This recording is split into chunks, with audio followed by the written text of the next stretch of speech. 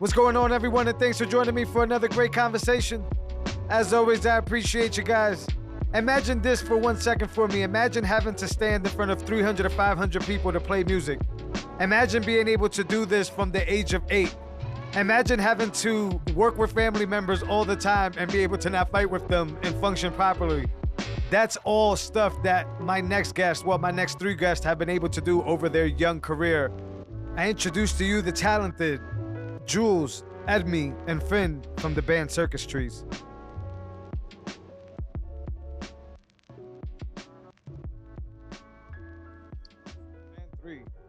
All right, ladies, thank you for joining me. I got Circus Trees in the house, and you guys are super fantastic to me once I saw your story, because I've never had a musician on the podcast. I've never had a band on the podcast, and you guys are the first, so welcome. Thanks for your time. Thank you. Thank you for having us. Yeah, so there's a ton to get into. You guys stuffed the form full of awesome information that I could dig into, which I appreciate. But before that, please let the listeners know a little bit about, you ladies individually, as a band, and anything you want them to know, please. Yeah, sure. We're a band called Circus Trees. 3 sisters. What are we? I'm 16. I'm 15. I'm 19. Exactly. I'm Jules. I play the drums for Circus Trees. I am Finn. I write the songs, play guitar, I sing. I'm Edmi, and I play bass and piano. Yes, and we are from Massachusetts, Marlborough. Yeah, that's awesome. I'm here in Worcester, so I'm probably like 20 minutes away from you ladies right now, or something like that. So why music? I guess that's the obvious one. I mean, you already have accomplished so much, and we're gonna get into that during this conversation. Obviously, music had to be something big in your life. Could you walk us through that? Yeah, I mean, honestly, when we were super little, I guess we didn't really have an interest. Our parents were not musically talented at all, basically. No rhythm.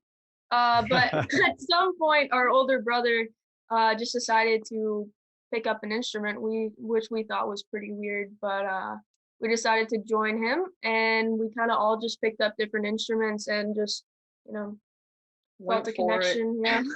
Yeah. Did you guys land the instrument on the first try, or did you play around with a few and land on the one you have now? I mean, we're pretty determined people, so I think as soon as we picked it, we were like, "You're not going back. Like, this is what you're stuck with." So there were too many kids to be switching back and forth. I think once we all sort of chose our instrument, we were just kind of like, "All right, no switching. Like, just do it."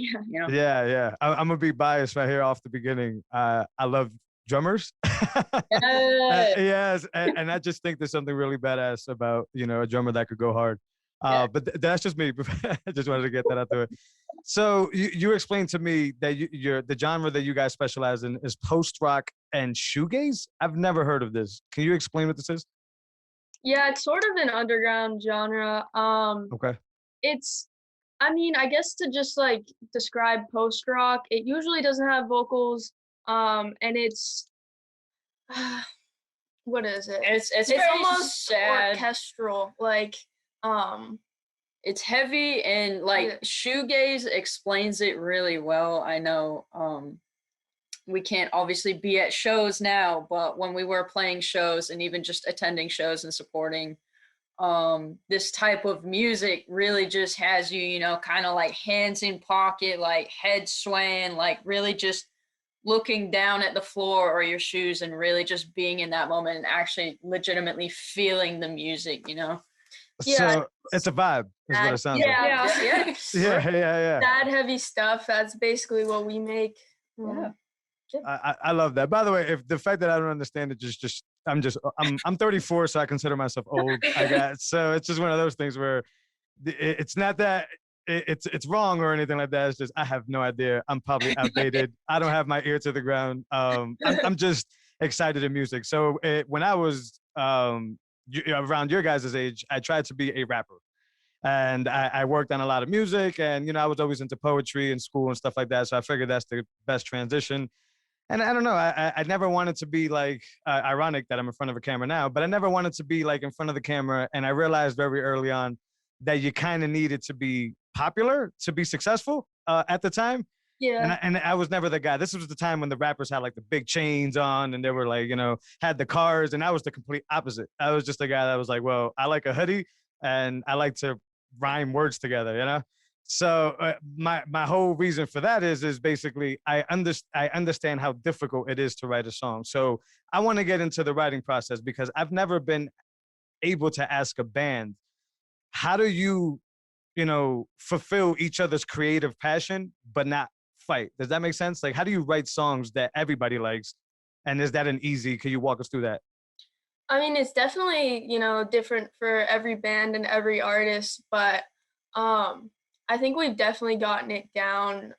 It does make it easy that we're sisters and we can tell each other what we think, if something sounds awful, we can literally just be like, we are not doing that. Like that is not, but that never happens. I mean, I guess for us as a band, I primarily write the song. Okay. I write the lyrics and just write it like acoustically on my acoustic guitar in my room. And then when I bring it to them, they're kind of what gives it life and makes it full band. Okay. Yeah, and I think we like to, I don't know, I feel like we're all just like pretty connected and intertwined when it comes to that stuff. So I feel like we always know what we're thinking and like we're always Super suggesting things. Yeah, like when that we know. first sat down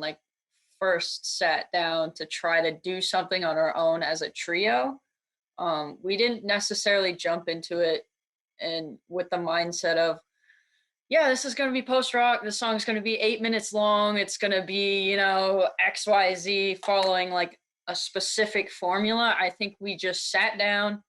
Finn had her lyrics. She just started playing some like guitar stuff. I think Edmi joined in on the bass. And then I was like, all right, got to write some drums for this. And then I think it just came together. It wasn't necessarily an idea or like a formula that we followed. It literally was just like, this is what came out. And then we're like, all right, that was pretty cool. And then every time we sat down after that, it was just like, all right. So we kind of like have a specific thing we're going for here. I guess it clicks. Like we just do it. That's badass. Now, in order for something to ship, quote unquote ship, do you all three have to put the stamp of approval or does sometimes one win over the other?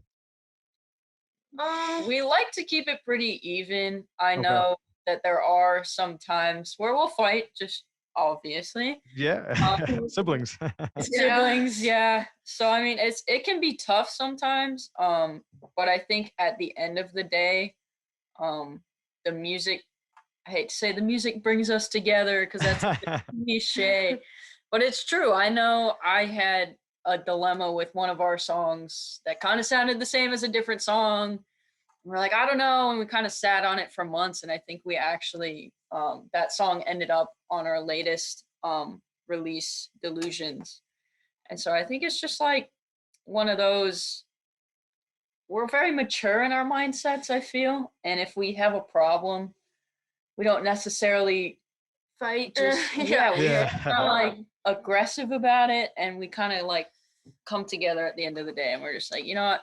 Nah, this actually slaps. Like, this is cool. Yeah. We're just trying to do what's best for the music and best for the song. So, I mean, we try it out all different ways and, we try all different ideas, but, I feel like we all know, what sounds good and what does not. So we just do it. Are you guys inspired by a certain type of music or a certain type of artist, or is there somebody that gets you going? We listen to, we listen to a lot of post-rock, but we also honestly listen to everything and everything. Like I can tell sometimes when I'm listening to an artist a lot and then I write a song, like I feel like we can all clearly tell like that is definitely influenced by that artist. We just like a lot of sad music, I guess. One of our favorite artists is Julian Baker. I mean, just sad stuff. Is there a reason specifically for Julian Baker? And shout out to Julian Baker. I don't know if you ever watched this. But... she's just always been an influence, I think, I don't know, a while ago, even before Circus Trees was necessarily Circus Trees. I think we found her through Audio Tree? Yeah.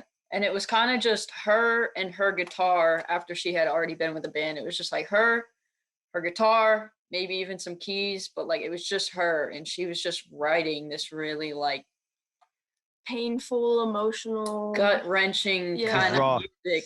The lyrics really just like punched you right in the face. And I think that was kind of the first time that we saw, because we saw her live many times, but that was kind of the first time, at least for me, that my eyes were kind of open to the world of, well, all right, things don't always have to be happy, but I mean, at the end of the day, listening to this sad music makes me happy. Like it just like, it was really powerful. Yeah, I agree with that in a sense, because to me, it's like to know that somebody else can actually feel the same way that I would feel or have that similar feeling. It's just powerful stuff. Not in the same genre of music, but I tell my wife all the time, and R&B, which my wife and I listen to a lot, is if they just let the singer go with just some keys, that's the best sound in the world. They don't need, the whole thing, the whole overproduced sound. They just got to give them some keys, like an acoustic guitar or some piano keys, and I'm with it. I could roll with that 1,000%. So sounds pretty cool. So let's talk about the album. You guys put that together. It came out last year, correct? Yes. Yep. Okay, so please walk us through not only the creation of an album and how difficult that may be, but COVID. I mean, doing it through all that stuff. Can you give us a little bit of that? Yeah, I mean, this was like our first like real thing that we were really releasing. We had released singles and an EP before that, but nothing like sitting down and actually having to write an album and release it. Especially the fact that COVID hit and we weren't playing any of these songs live. It was very interesting, I guess. But sitting down and being able to spend like a lot of time on it because we're not playing shows definitely did help in the long run. But it was a long process of just going over songs because I wrote the album in my bedroom Awesome. with my acoustic guitar, and then I mean, we all just got together every week, hitting a different song, trying to change things up and stuff like that. I mean, it was like long. I know, especially with COVID, there were a lot of drawbacks. One, just because we don't, it wasn't recorded here. It was recorded with J Moss at his home studio, and so obviously we wanted to be safe about that. And then also, like Finn said, we hadn't played any of these. Well, we had played one song out live, Wasted Air, but we hadn't played anything else like out live. And I know for our last release, Sakura, we played everything out live for like at least 6 months, and everything was solid.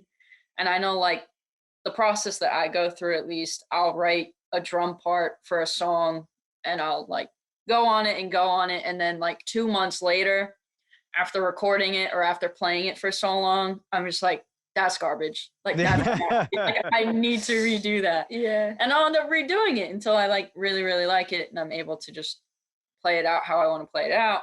Yeah. So I think just for me especially, like those were a lot of my like drawbacks of just like you can't really go back. Yeah, you just don't know, and you don't know, like you don't have a crowd to tell you like I really love that song or I really like this part in that song, or the lyrics for this song were like super like right up to the core. So it's like I mean especially with this album we definitely did try and make a little more of an emotional connection to the things that were going on, and the stories that were going on and the lyrics. This one, as I always say, this one hit closer to home for us. Personal. Very personal. So it was so important to get it out there. And we got such great feedback from so many people in so many different countries. Yes. And I mean, it was phenomenal what happened. And it made me so happy to just hear that people related and, supported our music like that. So releasing everything, and then Instagram is what we're very active on. getting DMs from people in Italy, people in Germany, people down in Mexico, like Super people dope. who don't even speak English, who are literally Google translating just to speak with us. Is just like That's my, mind-blowing. yeah. Like I don't even know how to explain it. It's just crazy. It's really awesome. Yeah. Now, did that start to kind of snowball during COVID, or did you guys already have that international following before COVID? We had it was like we had a small international following, but it definitely blew up when we released our album in the midst of COVID. So yeah, I mean, just fantastic responses. Yeah, I feel like it was this, in different industries, it rippled really well because a lot of people just had a bunch of free time on their hands, right? Like they were able to discover new music and discover new skills that they never knew they had and get into these rabbit holes that Bitcoin rabbit hole. It's just, when you have that free time, you're able to do it. So I was just curious if that following was just looking for some great music, bumped into some great music and decided to say, hey, let's support it. That's super cool. So I want to hear individually from each of you, road life or studio life, which is better and why? Whoa. That's hard. Yeah. And there may be no answer, but I figured I'd give it a shot. Just like in the studio when we are recording, I know like all three of us have like some of like the best times. Just like staying up really late, just like fucking around with stuff. Yeah. I have so many videos of us at J Moss's home studio. It's like you walk down into his basement and everything's all set up down there. And then where you actually record, it's like all soundproof. So you can't hear anything inside, like on the outside. And I think I was trying to sleep really late one day. And they're sending me like videos of them dancing to like Rick Astley, like in the like studio, like full volume. Finn's doing like splits in there. And it's like 1 a.m., 2 a.m. It's like insane. Is that mental fatigue or is that just horsing around? Just getting our energy out, Yeah. So you guys get a tiptoe around the question, huh? You don't like the road? For me, I have an answer. I'm gonna have to say for me, it's gonna be okay. We haven't been on the road that much, but we did go to Indiana. We drove to Indiana, so that gave me sort of a feel. I'm gonna have to say road life. Road life's hard though. Road life is tough, but we're lucky enough to have a nice van and be able to bring our family with us, which is, our three brothers who do so much for us. They record our music and they help so much. And our dad too. And obviously us three, being able to, go around with all of them and having them help out too, like that's just so fun, being able to experience so much on the road. I know we love gas stations. We stopped at so many gas stations on the way to Indiana. So that's fun too. There's only so many Slim Jims you can get, right? Yeah, but like it's a Slim Jim in every state, bro. Yeah, that's true. You find a new flavor every now and then. Exactly. Super cool. I would have to choose road life as well. Yeah. Like I can't. I think I'm gonna pick road life. The stew is great, but I just can't be crammed like without showering for 3 days. Just like being like I have to get this down, Yeah. I think road life is great. Road life is Road great. life too. It's an adventure. I think before I asked you the question, I would have said studio life because I think something about like getting in a vibe, zoning out, being able to be creative. That's probably the introvert in me talking. But the fact that you get to do it with your family, that is incredible. And that completely changed my mind. If I were able to do it with my family, I think I would choose the road for sure. Yeah. So let's talk about rocking the crowd. Have you guys rocked the crowd? What's the biggest crowd you guys have rocked? I know you were nominated for a few awards in Boston. Is that correct? Yes. Yeah. So tell me about rocking the crowd. I'll never be in that position, so I want to hear about it. I think probably we've had two pretty big shows. We had the one in Indiana, which was a post-rock festival in Indianapolis, and that one was probably 300 ish people, but it was like a fantastic stage. Yeah. And like it was just such a great experience, and it was like this hall kind of theater thing, and I just loved that. Um, Dope. but probably the biggest show we played was at the Sinclair in Boston. Yes. For the with record company. like 400 Nice. or 500 people around there. And that was super sick. It was a fundraiser for the record company.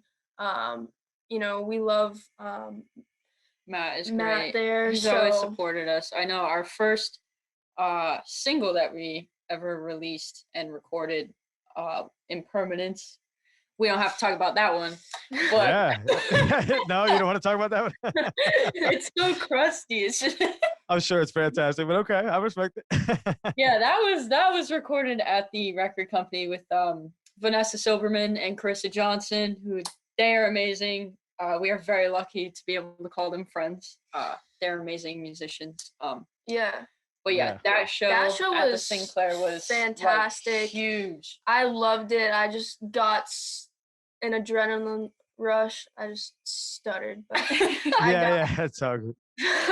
Give me 1 second. Big guy, go upstairs. Sorry, girls. No, All right, my son just popped in. That's why we don't do these live. But go ahead.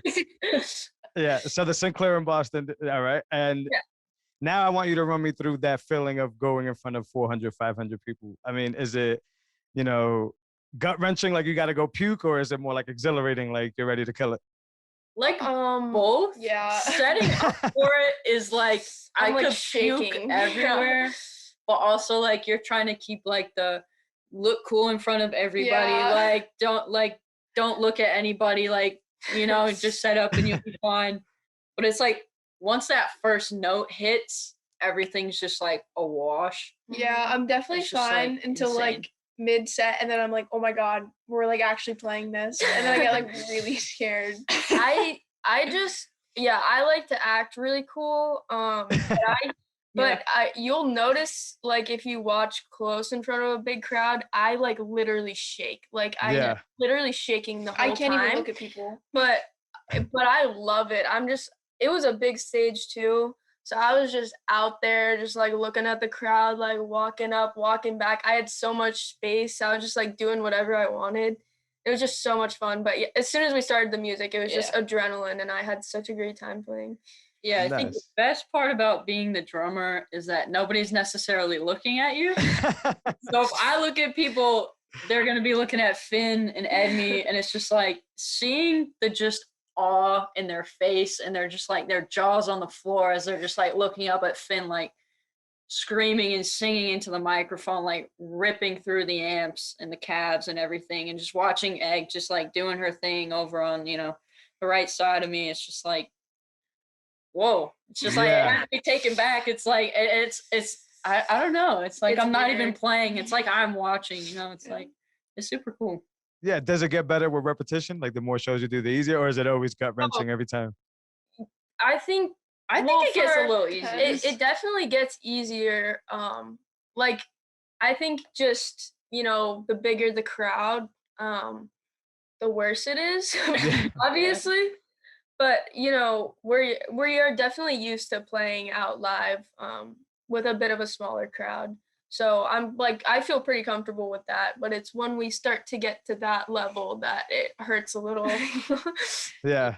Yeah, it really pushes you to like, because I know we started playing out live when we were pretty young. Yeah, I was like 8 or 9. Yeah, so wow, that's incredible.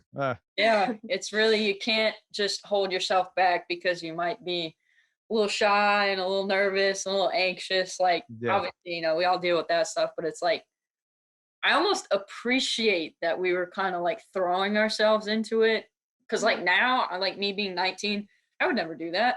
Yeah. Like I want to do that. I don't want to be like weird or anything, or like bad. I don't want to like embarrass myself, but it's like I'm glad we did that. Like that is so cool. Like how many people can say that they were playing in front of a crowd at like 8, 9 years old, 10 years old. Like, yeah, that's incredible. And I think there's something big for, being able to, like you said, fall forward, right? Like push yourself through these things and see what you're capable of, and see what happens on the other side. And I think for the most part, and I'm sure you ladies would agree, most people nowadays just refuse to challenge themselves. They Yeah. refuse to be, something different than they are, and they settle for less. And you're right. I mean, being 8 years old and being on a stage is just insane. The normal 8-year-old is doing what? Probably just playing in the mud still, technically.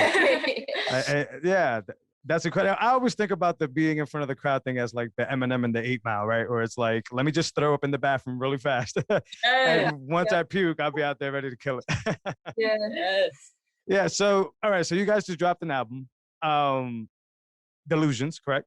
Yes. Yep. Okay, and I want to talk about the state of the record business, the music industry now, because now you're playing ball in this industry.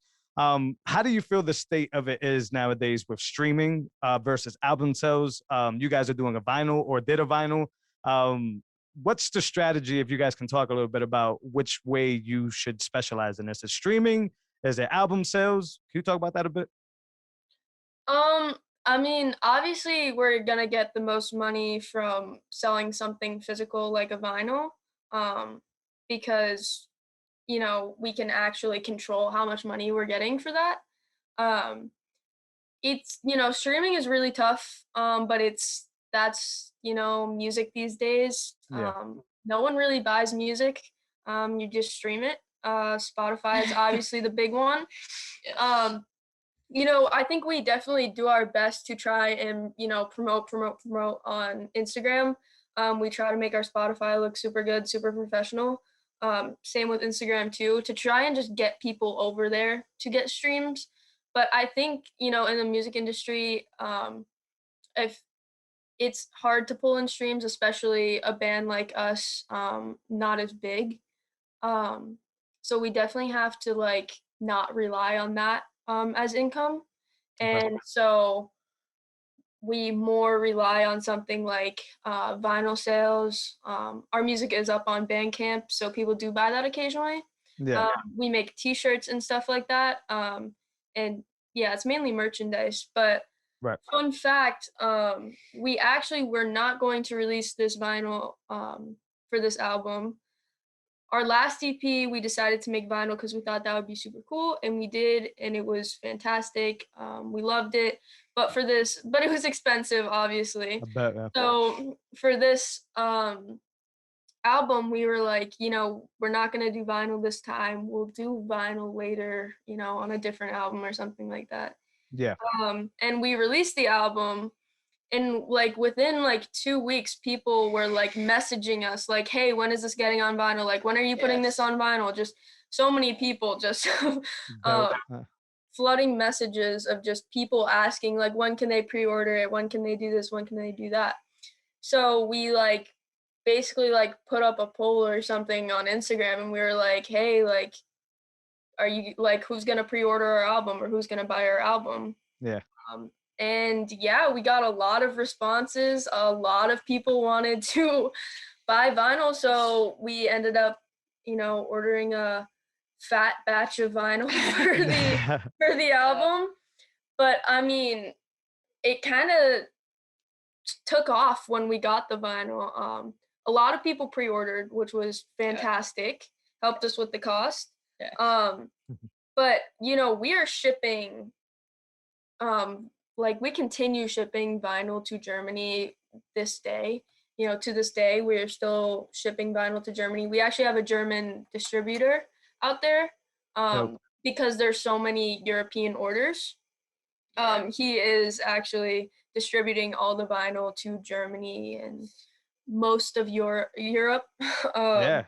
Shout out to Europe and Germany. Yeah. Germany is our biggest supporter. I swear, we love them. Thank you so much. Yes. Super cool. But, Yeah. And shipping internationally. It's yeah, that's. I'm telling you, I'm 34 and I've barely been able to sell a PDF. So shout out to you guys for doing that. I tried to be a rapper, so I understand that the music industry, the artist doesn't necessarily make money off of record sales. It's usually merch and touring and things like that where the money comes in. But now this shift is happening where I see a lot of ownership happening, right? Where it's either, you're self-publishing your stuff, or, Bandcamp, if I'm not mistaken, is a platform that gives you a bigger split to kind of get out of the way. Is that how Bandcamp works? Or do they take a Yeah. big Yeah. Okay. They take a very small fee. Yeah. What's the benefit of Bandcamp before I continue on? Maybe I'm getting Bandcamp wrong. Bandcamp is where you can actually purchase the music. So if you have like an account on Bandcamp, you can go and purchase albums and purchase songs, Okay. and that money is actually going to the artist. Gotcha. Yeah. iTunes and Spotify is a little bit different. We're getting like 2 cents. Yeah. It's because they're paying for a streaming service. Yeah. They're not paying for our songs. I got a beat for Spotify. A really big beat for Spotify. Yeah. They're trying to, I'm a podcaster, obviously, and they're trying to, which musicians are definitely going to appreciate this. They're trying to corner the podcast industry like they cornered the music industry. So now they're just getting like, the biggest celebrities in the world. They're giving them these massive checks and calling them podcasters. So the average Joe like Jose is going to struggle because they got Michelle Obama on the podcast. And it's like, how am I supposed to compete with that? But I had an artist, not a musician like you guys are. He's just like kind of does it for fun. And he was telling me that his band got 10,000 streams and he only got 2 cents from that. So my question is how are we in the position where we're allowing Spotify to determine what a stream is? Like, where are the numbers? How do you guys dictate what equals what? And how come you're not showing us that that's what it equals? I could go on a whole tangent about Spotify. But it's because they're robbing the creators like us of our creativity, right? And then what I've been into lately is there's something, I don't want to get into like a crazy long rant about it, but there's something on the Bitcoin network called the Lightning Network. And what it basically is your listeners will be able to stream your album and give you Satoshis, which is Bitcoin, small amounts of Bitcoin per second, per song, whatever the setting is that you set. Yeah, and I've been exploring that with podcasting because it's the ultimate fan saying, I think your stuff is so dope that I'm willing to pay you directly to listen to it. As opposed to Spotify playing with the algorithm and my stuff never shows because Michelle Obama stuff is showing all over the place. So I've really been into the creator and how we're getting kind of robbed. I mean, it's the best term for it, and how I'm trying to find a way out of that. And that's what I've come up with, at least. So, go ahead. I'm sorry. I was just saying it's tough, we know. Yeah. I haven't found one musician that agrees with streaming. Every musician I've ever talked to, not on this podcast, just in person, people I know are like, what the hell is the stream? Nobody knows. Yeah, so it's weird. And then the record deals. So are you guys actively looking for record deals, or is it more like you're trying to do, the family thing, the self-publishing thing, the record label, the family label? How does that work out? Right now we are on our family record label. Okay. But of course we would love to get on a bigger record label so we can, have the connections and advance more in the music industry.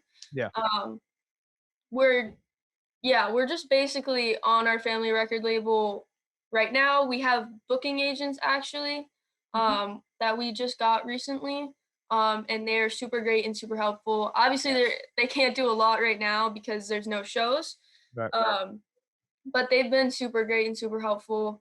And we are hoping to get on a bigger label soon at some point, hopefully. Yeah, super cool for sure. Now, have had any insider tips on what's happening with shows? Has anybody reached out to you guys and said we're opening back up 2021?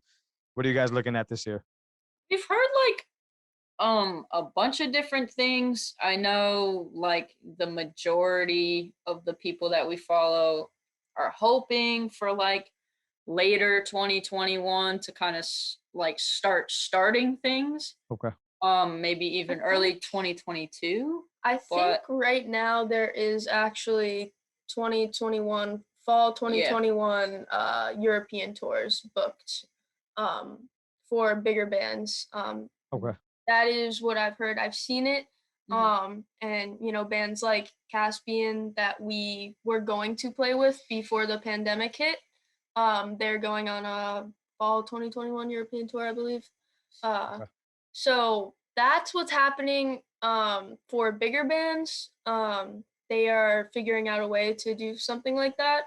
For us smaller bands, there's not much we can do.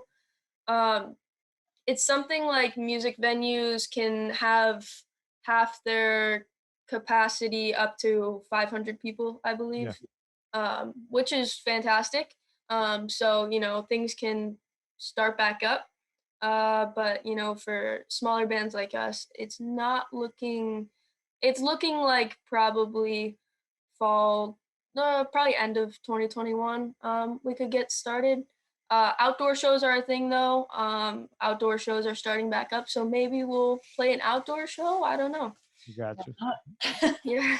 Have you ever thought about doing like a I don't know, like an Instagram live, like just performing a bunch of songs? We do live streams. Okay. We've done multiple live streams throughout the Sweet. pandemic.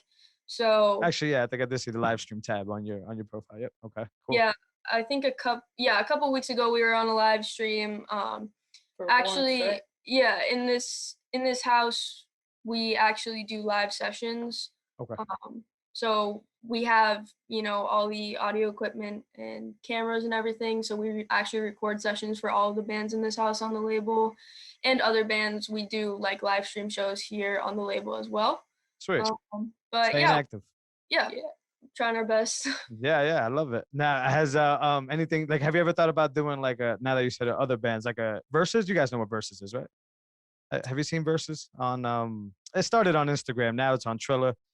And it's basically they get musicians and just mash them together. So you play your favorite songs of yours, and then whoever you're battling against will play their favorite songs. And everybody on Instagram will kind of be the audience, and they'll be commenting and saying who won the round. Yeah, I don't know if you ever tried. It's real big in like the hip hop scene, but Okay, yeah.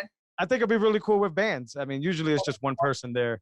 Yeah, right. And if a band comes on, it'd be cool. But just thinking of ways to get engagement and stuff. So you guys can answer this question individually or as a whole. Other than music, what do you guys like to do? What's your favorite thing to do other than music? I think there's a wide variety of things we all do separately, like individually, but also like I think we have a lot of common interests here. You can go first. I think we'll just yeah, I guess I'll go first. What do I like to do? Well, I guess the weather being nice, we just started playing ultimate frisbee as a family. We have a very big family, so it's just easy to go out and do that. Every Sunday. Starting That's badass. It gets warm every year. As soon as it gets warm, it's every Sunday. Yeah. We go out there like 5v5 ultimate frisbee. We got like jerseys, we got some numbers, bro. Like we went all out, man. You about to start a league, huh? Yeah, literally. Yeah, well, send me that email if you guys start the league. I'm gonna bring some people too. Although I'm trash at frisbee, period, so this is gonna be terrible to watch. We're not good either. Yeah. Our best. I guess that's where the fun lies, right? Yeah, it is. So, what's next for this year for you guys? Are you just working on a different album? Are you just continuing to push this music that you just released? What's the plan for 2021? I think we are definitely working on new material. Okay. We might release a single, but we are definitely starting to work on a new album for now. There might be something in between. I know recently we released a cover of Go Home by Julian Baker. Maybe we'll do something like that again. But yeah, we just want to, keep up with content. But for as writing and songs go, right now we are starting to work on a new album. Yeah. It's a good time to start. We're still in the Yes. pandemic, Yeah. so Yeah. time. Yeah. Hopefully not for too much longer. I have a feeling that this summer is just going to be insane. Like, I think people are fed up and, they already got their shot out there and doing what they got to do. And I don't think they're going to be able to hold the people down this summer. Yeah. Yeah. So you guys might be able to get some shows off and stuff like that. Before I allow you to give call to action so that, the listeners could go check you guys out, buy the album, whatever. I want to say I appreciate you ladies very much. You told me not to talk about age, so I won't talk about age. But I do have a 17-year-old daughter myself, and I think what you guys are doing is so cool. And whether you guys know it or not, which I'm sure you do know it, you're an inspiration for a lot of teenagers that may have took their depression and maybe went the wrong way. But like you guys said earlier, music is a way to be able to lay that out and, make it productive instead of being a problem. That's why I was intrigued into talking to you ladies. I'm glad we were able to meet. I'm going to follow you guys closely, and I hope this isn't the last time we talk for sure. But please let them know where they can get the album, where they can go check your music out, videos, whatever you want. As far as music goes, we're on Spotify, Apple Music, all of it. If you want to go buy our vinyl or any other merch, you can go to 5by2records.com. We're on there. All of our merch is on there. You can check us out on Instagram and Facebook. Just Circus Trees, I believe. Yeah. Okay. I love receiving and responding to the DMs. We do that all ourselves. I think it's super awesome, just like receiving a DM out of the blue, just being like, "Hey, we really like you guys and your music." It's just like, it's super humbling. It's amazing. I love speaking to everybody and talking, wherever you're from, this country or not. It's just like, I love it. So please message us. Reach out. Super cool. I was a little weirded out by sending a message because I didn't know who answers. I know, it's so many people. Yeah, and then some people are at the level where they have like a random person answering, like a third party, outsourced thing, and it's like, I'm not even talking to the band. This is weird. Yeah, but keep it up, keep pushing. You're an inspiration. I appreciate you, ladies. Thank you so much for giving me your time, and we'll talk soon. Yes, thank you. Awesome. Thanks again for joining me for another great conversation. I hope you guys enjoyed that one. That one was very different for me because of obvious age difference, but because I've never been able to talk to musicians about the music industry. And I appreciated the girls from Circus Trees coming out to talk to me. As always, guys, I appreciate y'all. Please rate, share, and subscribe so I can continue to have the conversations I love to have, and you can continue to get the conversations you love to listen to. As always, guys, take care. Later.